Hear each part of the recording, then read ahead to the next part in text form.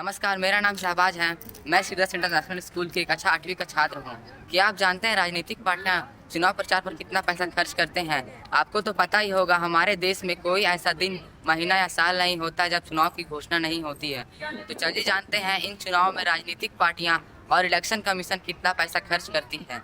और अगर one nation one election के तहत सिर्फ 5 साल में एक बार ही चुनाव हो तो देश में कितना पैसा बचाकर देश के विकास में लगाया जा सकता है। इलेक्शन कमीशन के अनुसार 2024 के लोकसभा चुनाव में इलेक्शन कमीशन ने कानून मंत्रालय से 3,000 करोड़ रुपए का अतिरिक्त फंड मांगा था। इलेक्शन कमीशन का सारा पैसा चुनावी प्रक्रिया पर खर्च करता है।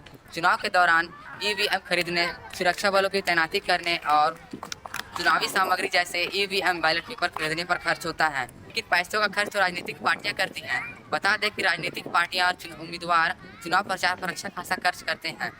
इलेक्शन कमीशन ने लोकसभा चुनाव में एक उम्मीदवार के लिए 95 लाख रुपए की सीमा तय की थी। यानी एक उम्मीदवार चुनाव प्रचार पर 95 लाख रुपए से ज़्यादा खर्च नहीं कर सकता है। लेकिन राजनीतिक पार्टियों के खर्च की कोई सीमा नहीं। 2024 के लोकसभा चुनाव में करीब 1,20,000 करोड़ खर्च हुए थे, जो कई देशों की जीडीपी से ज़्यादा है। और यह रकम हर 5 साल में 2 गुनी हो जाती है। 2014 के चुनाव में यह 30,000 करोड़ रुपए थे और 2019 में यह 60,000 करोड़ तक पहुँच गया। लेकिन अगर वन नेशन वन इलेक्शन के तहत 5 साल में एक बार चुनाव हो तो देश के हजारों करोड़ रुपए का बचत हो सकती है। इससे केवल पैसे ही नहीं बल्कि समय और संसाधनों का भी समुचित उपयोग होगा, जिससे शासन और विकास कार्यों में स्थिरता आएगी। धन्यवाद।